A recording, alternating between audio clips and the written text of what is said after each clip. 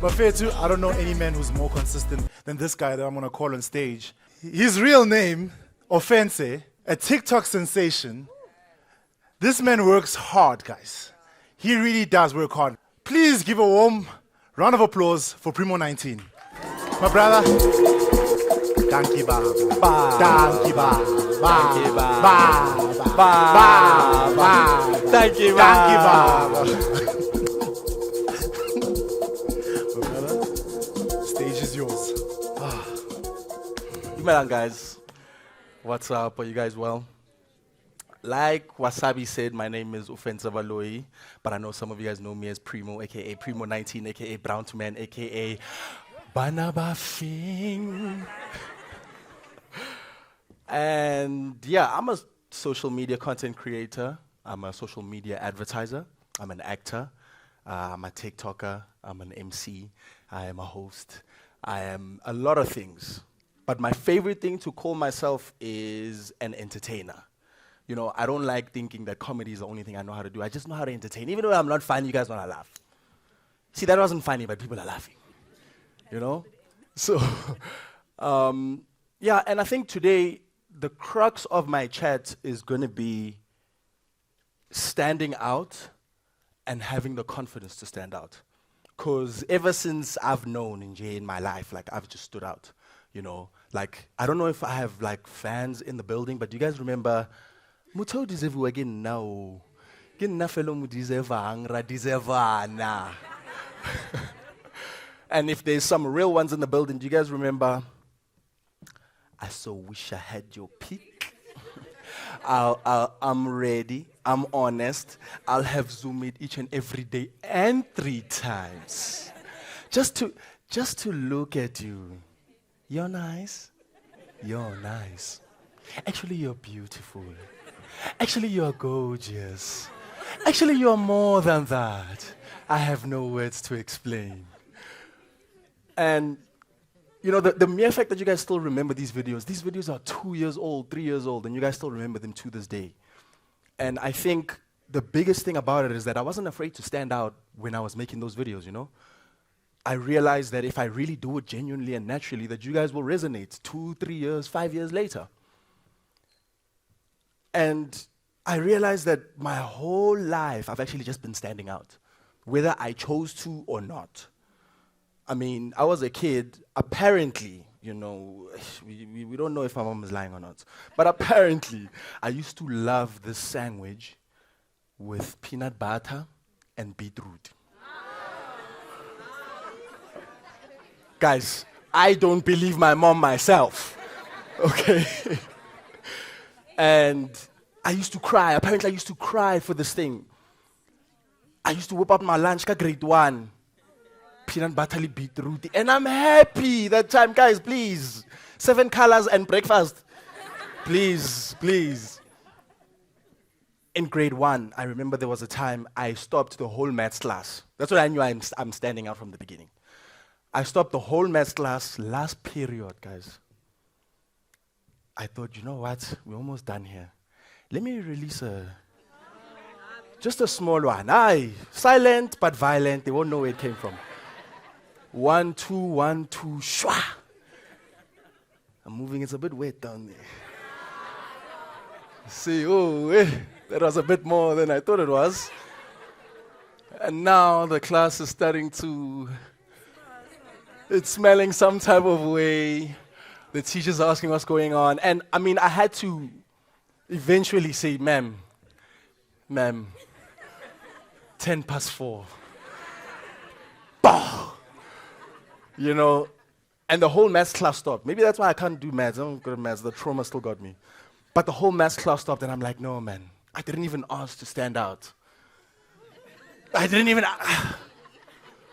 In grade 2, guys, in grade 2, they changed the uniform of the school, right? The school used to wear these white-collared golf tops with jeans, and you wear white tackies. Casual uniform. The next year, am I not the only student who didn't get the memo that the uniform changed, and now they wear blue hempers with blazers, grey pants, and ditafis? Day 1 of grade 2, and I am this guy who's the only one dressed the way I'm dressed up. My mom, guys. You know, I had no choice, and I was standing out every year consistently. In grade 3, I remember I used to memorize adverts, guys. Adverts. I don't know if you guys remember this one. If you can, please join me. Mango. Mango. Nachi. Nacho. Guava. So that was me at break. I'm eating my beetroot and peanut butter.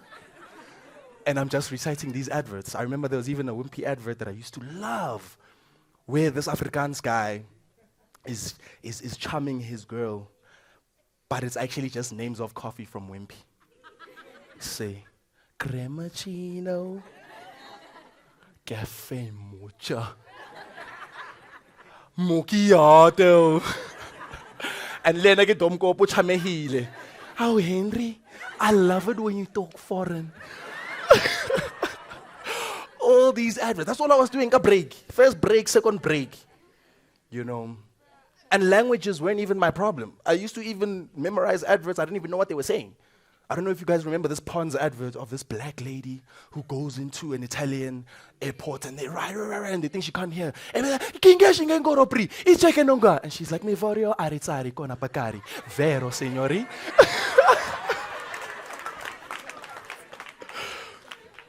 You know, till this day, I don't know what I'm saying. Could be swearing at you guys. Sisonke. You know, and I didn't understand why I was so, yes, it's me. And I didn't understand why. Why was I always standing out in all these weird ways until somewhere in grade 7, I looked in the mirror and I was like, damn, you're one goofy looking guy, dog. You got these medium big eyes. We don't know if they're big or they're small. You've got this. Remember that tap, the outside tap that's gold. My nose, I feel like, kind of has that shape. Yeah, the handle. I've got this goofy big smile that shows all of my teeth. I was like, this is why I stand out. I look goofy. You know what? Let me change it up. Let me try fit in. High school, let me play it safe. Let me fit in with everybody. First thing I did in high school said cornrows. All the brews were, guys, don't say, You guys know all the brews. You guys know there was cornrows somewhere. Even if now, little cheese corporations, I can see. Said cornrows. The next best way I know how to fit in is to do what everybody in my family is doing. Play soccer. My dad, if you guys know, is a South African legend. And I was like, no way. The next best thing for me to do is to play football. So what? I took the boots and I said, I'm going to run. I didn't know what I was getting myself into. I'm going in and I'm trying to be my dad and I'm trying to be this guy. And I'm like, it's a bit tough, you know. But it's cool. Moved on in high school. Saw what was going on. Hip-hop is becoming the culture. I said, let me be the culture. I'm color blocking, purple skinny jeans, blue baby Milo hoodie that zips up to the top, red Air Forces. Then they say Masters of Rhythm.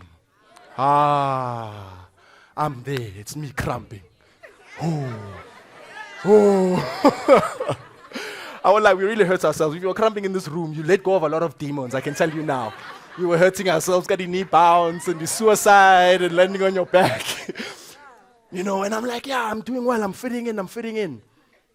And then came matric, and I'm the only black person in the class. Literally, I was the first black matriculant of my school. A round of applause, please, guys. I did it fast. I did it. And I'm like, damn, now we're back to standing out.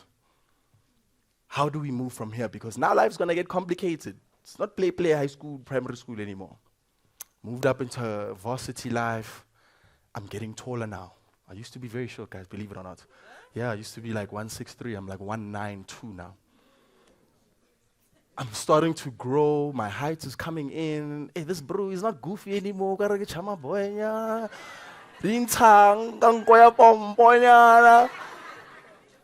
And now people are starting to notice me. And I'm like, okay, what do they notice me for? My height, okay, sharp. I have no control over that. What would they notice me for? carried on playing football. I took my football very seriously. Even my potries grew, guys. I had a potries now. Concentrated. I did a BCom. I said, let me fit in. I did a BCom. Everybody's doing a BCom. Let me do a BCom. Studied, played football. Now my football is getting really serious, and school is suffering. One must die.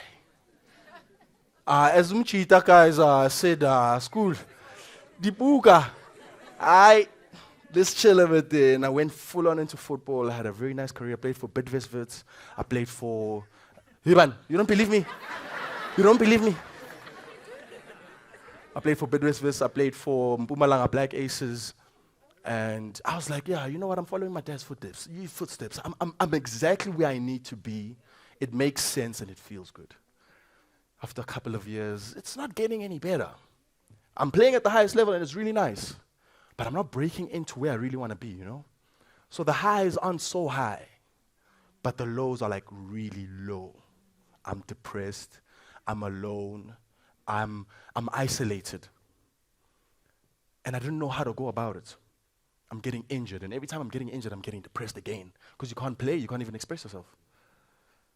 I have no ligaments in my ankles. I tore both my hamstrings. I tore my groin. This hip bone, I cracked it, my pelvis, so it's grom. I'm a scrapyard. And I decided, you know what? Football is not going to end up where I want it to. Let me actually just leave this whole thing. I was standing out and I tried to hide away. Now I'm here at the point where I decided to do what is expected of me, and it's not working out. What are you thinking? Leave all of this. Say, I'm done. I'm done trying. I'm not going to try fit in, and I'm not going to try to stand out. I'm going to just be. What did I do? I said, I get a job. First thing, 9 to 5. Let me get a salary. Bookkeeper. Guys, I already told you about maths. You know my relationship with numbers already. Yeah. I was a bookkeeper for 6 months, and in that 6 months, I studied brand and marketing communication at Vega. Remember, I'd already quit that other one, that side. So now I'm like, okay, let me do something I want to do. Since I'm not trying to fit in, I'm trying to stand out. Let me do brand and marketing communication because it speaks to me. Didn't know why. Just did it. Said, Mom, so you're going to pay? Sharp. She paid. I did my thing. I got out. After that, I said, guys, office, hempe every day. How do you guys do it? I couldn't. So I said, you know what, from this day on, I will never come back to an office ever again, but I will go back to my passion. I went back to football. I got my coaching license. I started coaching. And then I started coaching kids. Now, this is very fulfilling, you know, seeing a little Ndwana learn. Yeah, Primo, Coach Primo. It was beautiful, and I would learn so much about myself through the kids, through teaching them, and watching a child get better through your knowledge was the most amazing thing. Hey, somewhere, I've got one. There's someone in the works, you know. And then I was coaching, and every day is fulfilling. Every day is nice. But where's the money? Ish, there was no money, you know. The one school didn't pay me at all. The one school paid me like 1,200 rand a month. The other school paid me 500 rand a month. And I'm driving my own car, got petrol, so that 2.5 is already done before my month even starts. There's no need to budget. My budget is petrol. You know, left it. Then COVID actually came. Yeah, that's where we all saw bears. Now for me, it felt a bit worse because my work and everything is outside. I'm in nature. I'm on the field. I'm with kids. I'm with people. I'm a people's person. I feed off people's energy. I can't feed off the energy of my students anymore. I'm feeding off the family of the energy of my family, and we're all bored anyway. Is making pineapple beer because he's bored. That side, we're making banana bread from scratch. You know, like, the energy was weak. What am I getting? What am I, you know? So I decided, you know what? Since I'm not trying to be anything, let me try to express this time. Let me not try to stand out. Let me not try to fit in. Let me tell people who I am. Let me express myself. So I decided, let me get a camera, let me get a phone, let's see what we can do. Started acting out little skits, little funny ideas. You know, someone commented on one of my submarine picture posts. a couple of days ago, even Candace said this, that my superpower is letting my intrusive thoughts in. I actually entertain the thoughts that no one entertains. And this is where I developed that superpower. I'm exercising all these random thoughts that we're thinking about load shedding. You know, how bored we are. We're watching series all day, every day. You know, relationships are now, because now it's back to mix it now. You barely have a relationship anymore. It's all long distance. It's like you're talking to your mixed partner. We had house party, you know? So I was like, okay, let me try this thing. Everybody's on their phone. Let me entertain people on their phone. Started making these skits and people are responding. I'm like, okay, this is cool. I didn't mean to stand out, but people are laughing. Carried on making them. People are like, dude, these videos that you keep chopping up, they look like TikToks. I'm like, what the hell is TikTok? They're like, no, man, the kids are doing something on that other side, my house party side, go see. I said, okay, cool. Watch TikTok for like a weekend. I said, these people are crazy. Lakhanya, man. TikTok is just a room full of crazy people, and some people are crazier than others. So, yeah, go crazy. Keep going. Where are you going to end up? And I realized that's exactly where I fit in this room full of crazy people. So the moment I felt received by TikTok, it was over. The moment I realized when I'm expressing and when I'm being who I am, and people are responding to that, let's see how far we can take this. So I'm doing this now every day. I'm labbing. I'm getting better. I would wake up at 4 a.m. because obviously our sleeping patterns were finished. I'm waking up at 4 a.m. and I make 6 TikToks because I can't sleep. Go back to bed, wake up in the afternoon. And because remember, TikTok was very American at that time. And I got 4 a.m. I had 4 in the morning here. It's American prime time, you know. It's 8 o'clock, whatever the case may be. So I was learning a lot from what they were doing at that time. Sleep, wake up, try to do it with South African content in the morning. Carried on, people are now responding to the fact that I'm using South African sounds. Said, for my people, I have 1,000 followers. I have 2,000 followers. I have 10,000 followers. This is all in the space of about 3 months. It keeps growing, and I'm not doing anything extra. I'm just being who I feel like I am. I'm not trying to foster. One of my biggest rules, don't foster the unfosterable. Please. If you feel like it's already ish, you've already found what's wrong with that idea, and it's time to improve it. That's what that feeling is. So now I'm seeing, okay, when I'm not fostering and I'm enjoying, these people are enjoying. Carried on making it. Then I so wish I had your pick came about, and I said, Basadi, you women feel me. Yeah? Maybe Kichama boy. Carried on making content. Got into this. TikTok had a program called Rising Voices where they were trying to find the top 100 best black TikTokers or TikTokers of color. I entered this thing. I was like, let me just do it. I've got 20,000 followers. These people are liking me. I'm the one. I'm trending in America at that time, you know. With 20,000 followers, no one knows me here, but everybody is reposting me on the other side. I'm like, let me do this one. I got in, and I'm so excited. I'm one of the top 100. I got selected. Then they told us the top 20 is going to get money. I said, we're going to get a money for this thing. Okay, sure. Pumping all the content. Then I decided on that day, I am going to drop a piece of content every single day until my people see me. From that day on, it was a movie. I went from about 30,000 followers at that time to, in the 6-month period, I went to about 120,000 followers on TikTok. I was under 1,000 followers on Instagram 7 years young, since Instagram started. Since. And in the 1 year since I started TikTok, I'm already up to about 4,000-5,000 followers. I said, we're going somewhere now. And all of these things just kept growing. And lockdown started getting a bit loose, you know. Go back to work. Now the kids don't call me Coach Primo anymore. Primo9teen. I said, this is getting a bit hectic. You guys won't listen to me anymore. There's no sense of authority. Limpanama TikTok, you think I'm also your age. I decided, you know what? I might have to reconsider this thing. My boss, the owner of the club, sat me down. She's like, yes, it's a she. She owns a football club. And she's like, listen, my son comes to me with your videos. I see these kids saying you Primo9teen, now you're not Coach Primo anymore. What would you like to do? I said, Theo, I'm comfortable. I coach. I've played football my whole life. My dad is a football legend. Our family is football oriented. I want to stay. She's like, I hear you, but you're doing something on that other side. And I feel like that's more you. And I said, Ish, ma'am, just give me a month. I'll decide. The next day, someone approached me and said, dude, we'll pay you 5,000 rand for a post. I said, excuse me?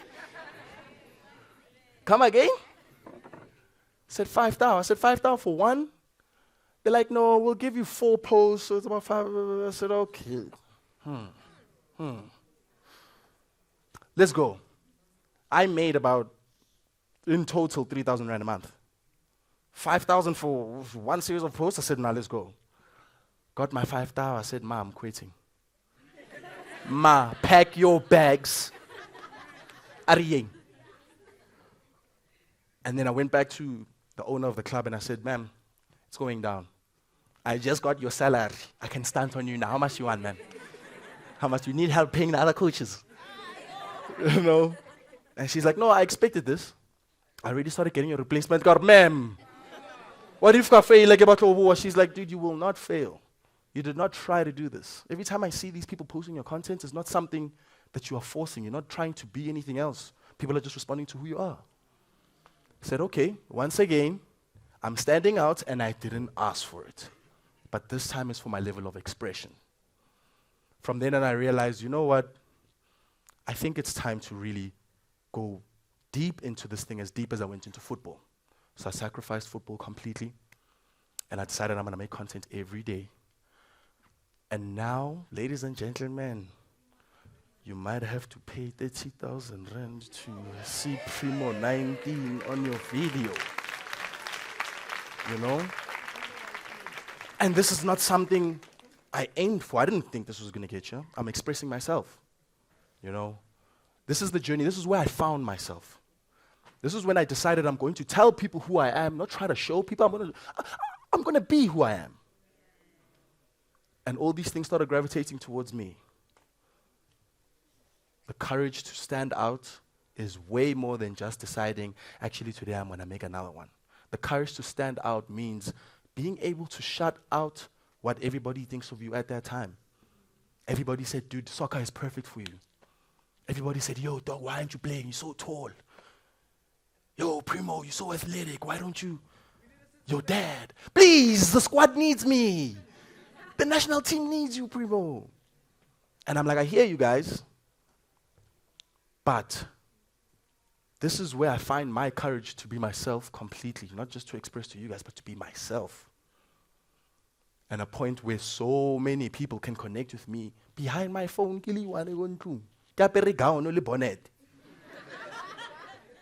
You know? So what I'm here to say really is your superpower comes out when you start having the courage to express who you really are. There's things in our life where you will stand out because people want you to stand out for this thing.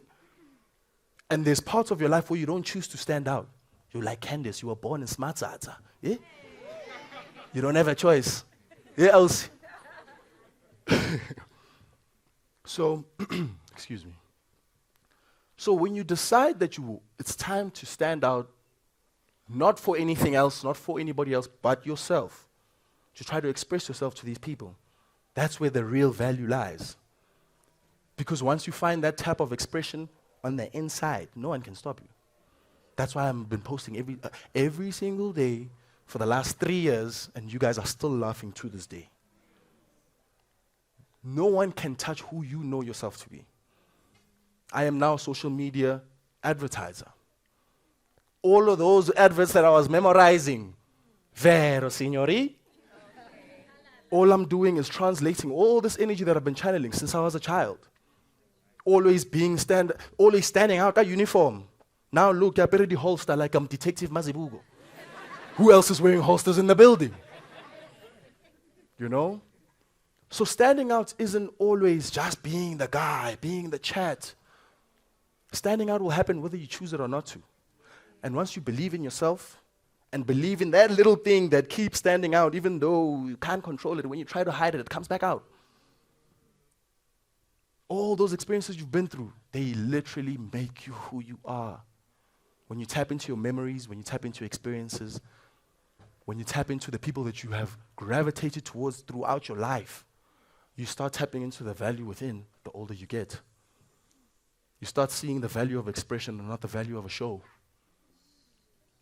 I didn't rehearse this thing today. I said I'm going to tell you guys my story from within, and hopefully you guys find pieces of yourself within that. And that's what I feel like life is about. That's what I feel like content is about. When you see a trend, you see what's going on, you find the piece of yourself that you would like to express in this trend, which is why I twist up every trend. Because I feel like I need to show you guys what I think. You guys might not care, but I will show you what I think. And now that I'm here in front of you guys, I'd just like to say thank you so much for your support. I didn't do anything. I didn't ask for it. I did nothing but be myself, and you guys have responded. So thank you so much, and please do not underestimate the power of being yourself and expressing exactly who you are. The confidence to stand out. Thank you so much, guys.